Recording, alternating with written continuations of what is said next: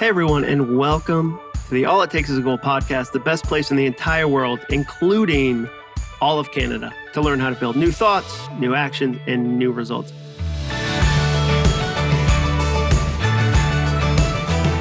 I'm your host, John Acuff, and today I'm going to teach you how to build a base for your goal. Why?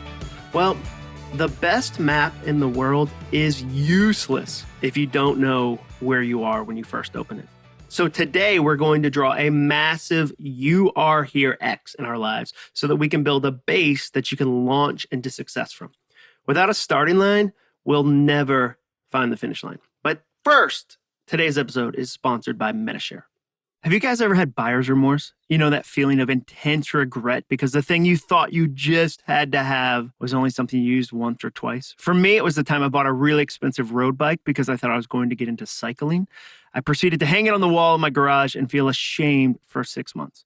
Well, I know some of you are experiencing buyer's remorse right now for something much more frustrating. You know what I'm talking about. It's the health care you rushed to get during open enrollment last December. Well, I have some good news for you.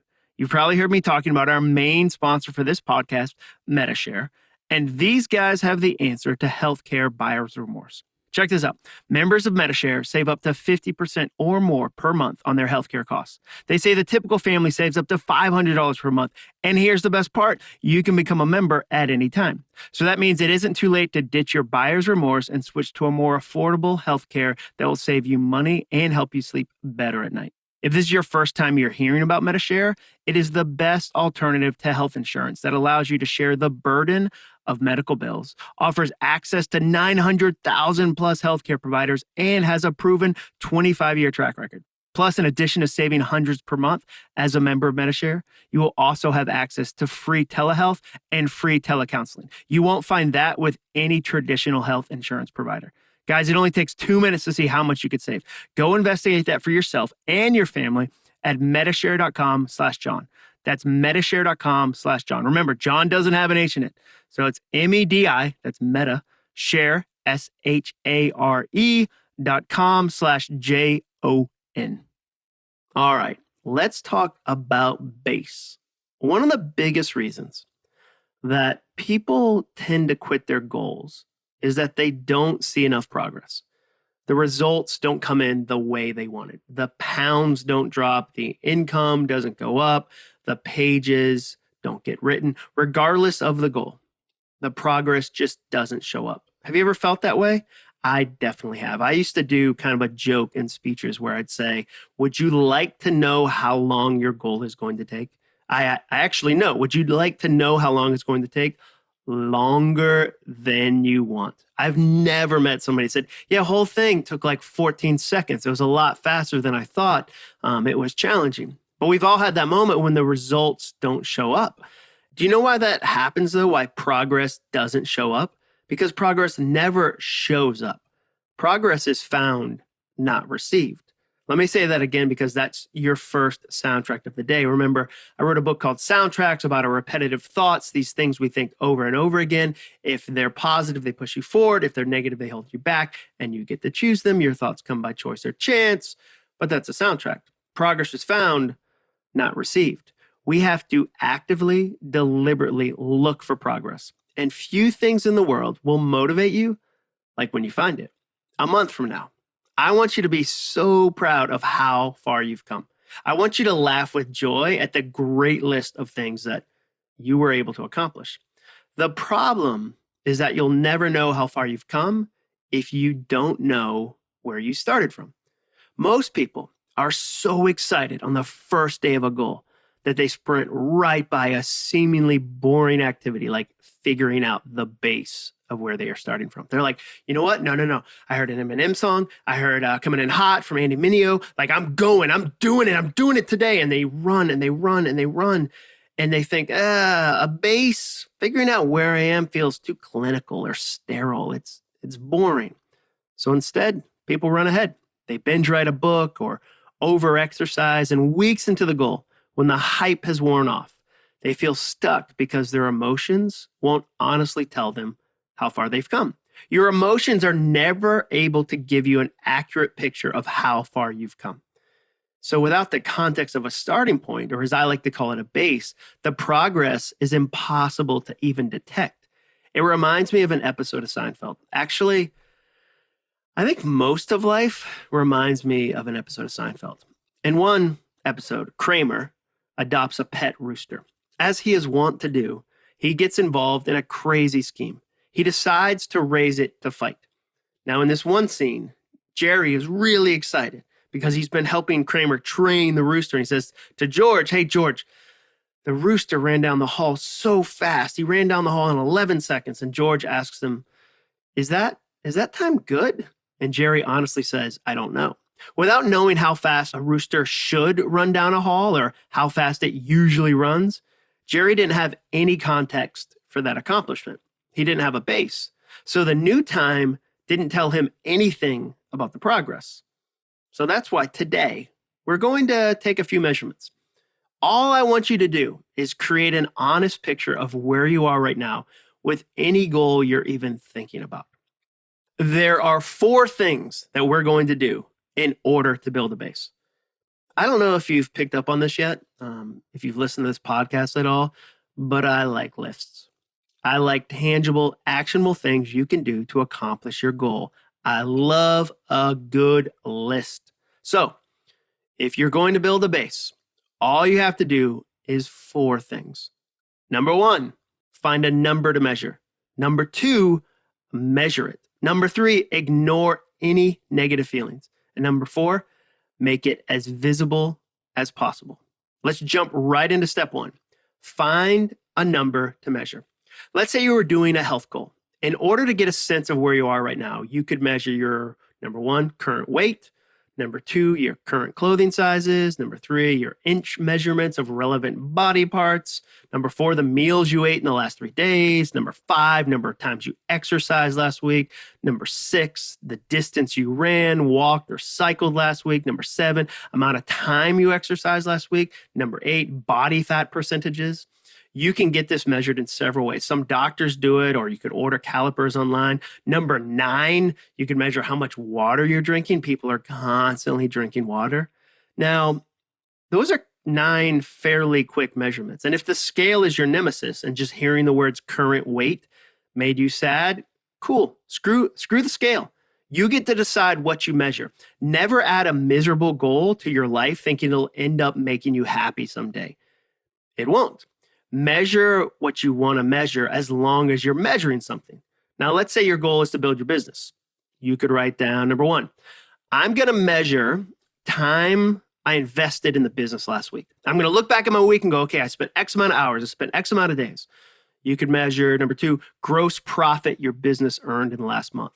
Or number 3, last month's expenses. Okay, I want to really drill down and figure out my expenses. Number 4, net profit you earned. Okay, not just gross. What was our net profit? Number 5, total number of products sold. Maybe you have a physical product and you can say, okay, here's how many units we sold. Number 6, number of new email subscribers you got last month. Number 7, number of new followers for some social media platform. Number 8, number of cold calls you did to prospective clients. It's easy to find things you can measure. Well, what about if your goal is to write a book? Because there's a lot of people that are listening to this right now. They're like, whoa. I want to write a book. Like, how do I write a book, John? You've written some books. What are things that I could measure? Okay. Number 1, pages you wrote last month. Number 2, word count from last month. Every form of software tells you the word count so easily. Number 3, total amount of time you spent writing last month or last week. You figure out the time frame. Number 4, number of new ideas you gathered in your idea collection system. Every writer needs one of these. I need to do a whole episode on my idea collection system. Number 5, total amount of time you spent researching your book last week.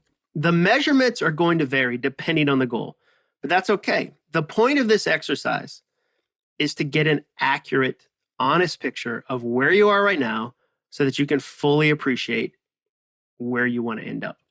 Now, you need a number to measure. That's step 1. And then here's the crazy step 2. You measure it.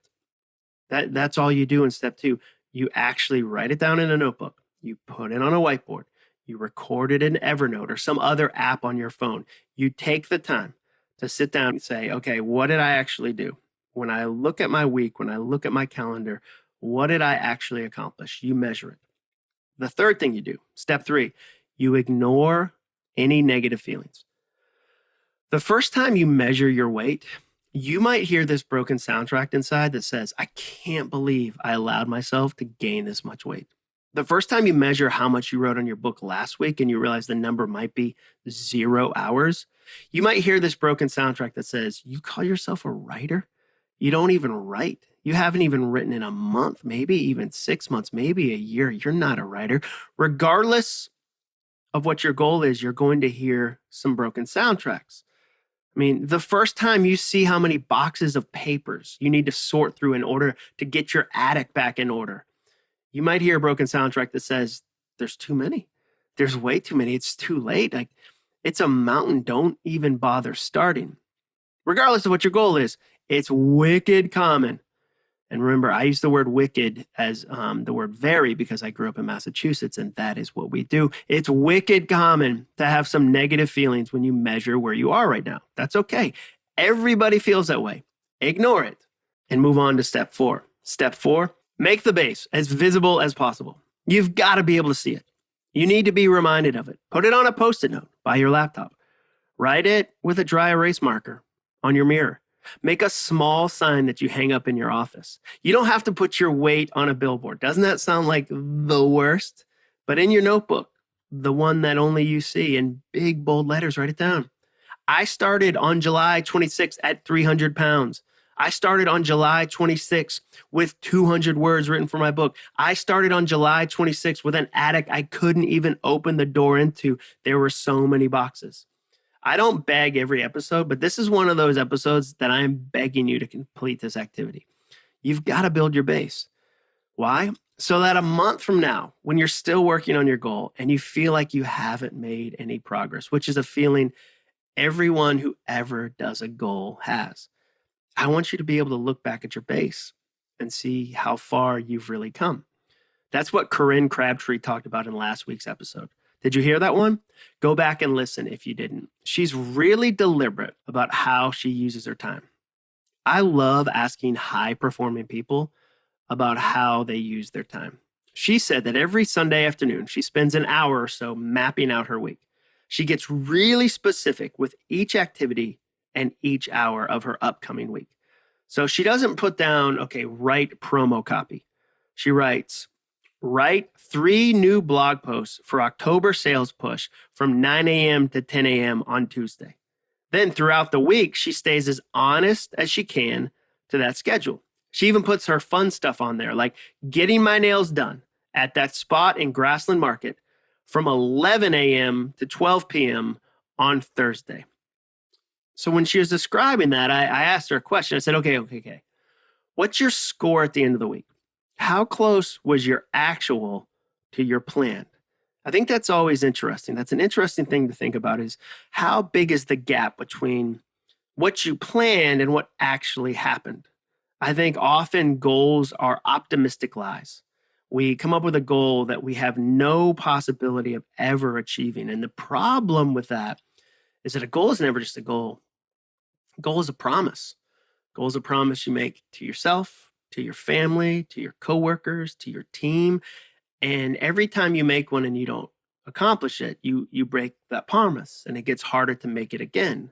And it gets harder to believe the next time. I see this all the time in companies. I get to speak to about 50 companies a year. And I love getting to connect with companies. And one of the things that I see leaders struggle with is that they want to be strong, brave, and bold leaders. So they make these amazingly crazy big goals. And they go, we're going to do this year.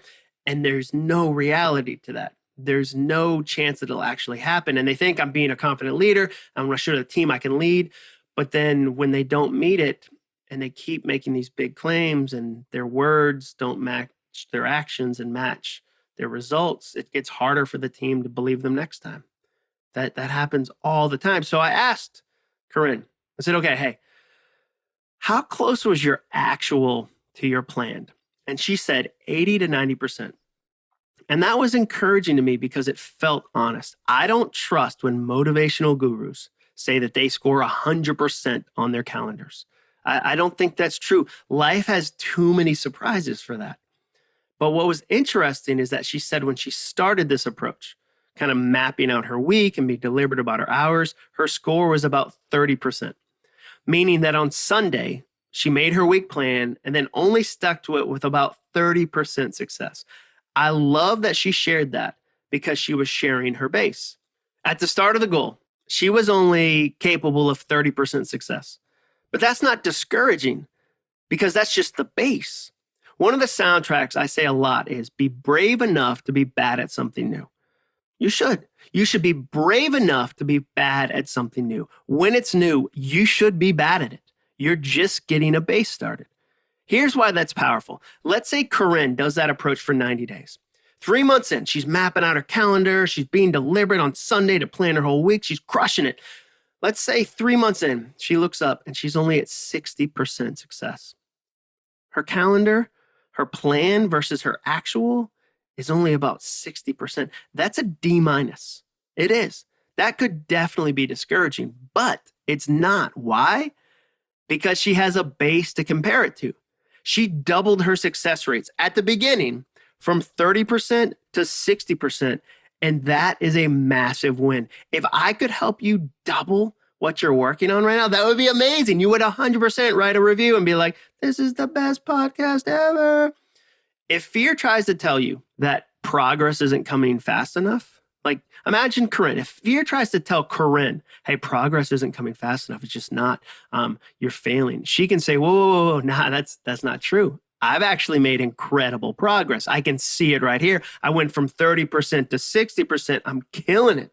If you take a few minutes today with whatever goal you're working on, you're going to be kind to your future self. If you take a few minutes with whatever goal you're working on today and come up with a base, you're being so kind to your future self. I need to do a whole episode on that concept. Here's what I believe you should do in life. I think you should forgive your former self, enjoy your current self, and be kind to your future self. Let me say that again because sometimes I talk quickly. Forgive your former self, enjoy your current self, be kind to your future self. What does it mean to be kind to your future self, to prepare your future self? It's like changing your sheets in the morning versus waiting until that night. Have you ever done that? You strip your bed sheets before you go to work and you think, I'll put these on later tonight. I'll change these sheets later tonight. You do all the work. It's just your mattress pad or whatever. And then you forget because life gets busy. The day gets busy. And right before you jump into bed, you go up to your bedroom and you see the fresh sheets waiting to be put on. And you think, dang it, the morning me did not do the night me any favors. Same thing happens at night if you think, I'll get gas tomorrow before work. I'm tired tonight. I don't want to do it tonight. I'll just get it before work tomorrow. You were just unkind to your future self. When you build a base and you understand where you are right now, you're giving your future self an incredible tool to use later. When your future self runs into frustrations during the goal, and it will be able to say, hold on a second, hold on. Let me check my base and see where I really am with this progress. That's a huge gift to give yourself in the future. So, build a base. How? 4 simple steps. Find a number to measure. Step 1, find a number. Step 2, measure it. Step 3, ignore any negative feelings. They're going to happen. That's okay. You can ignore them. Number 4, make the base as visible as possible. The best way to know you've made progress tomorrow is to build a base today. Now, if you liked this episode, even a smidge, you're going to love my new book, Soundtracks. It's a hilarious, helpful guide to turning overthinking from a super problem into a superpower. It's all about helping you figure out how to choose the mindset you really want and then put it into place and then actually get to enjoy it. You want to talk about something people overthink, their base. They overthink their base. You can buy a copy anywhere books are sold. I read the audio and there's bonus content in it. And if right now you're thinking, I don't know, a whole book? I barely know this guy. A whole book? Cool. Visit soundtracksbook.com and you can read the first chapter for free. See if it's for you. That's all for this week. Thank you again for all the reviews you've been leaving. They're really encouraging me. If you've got 90 seconds and are feeling a tiny bit generous, please leave one and make sure you subscribe or follow or tag or whatever it is the kids are saying these days about podcasts. Please do that so that you don't miss the next episode. I'll see you next week. And remember, all it takes is a goal.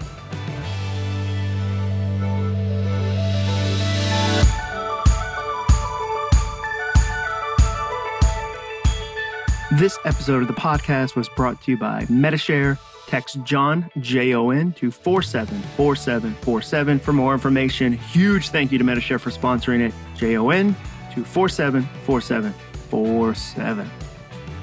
Thanks for listening. To learn more about the All It Takes Is a Goal podcast and to get access to today's show notes, transcript, and exclusive content from John Acuff, visit acuff.me/podcast. Thanks again for joining us. Be sure to tune in next week for another episode of the All It Takes Is a Goal podcast.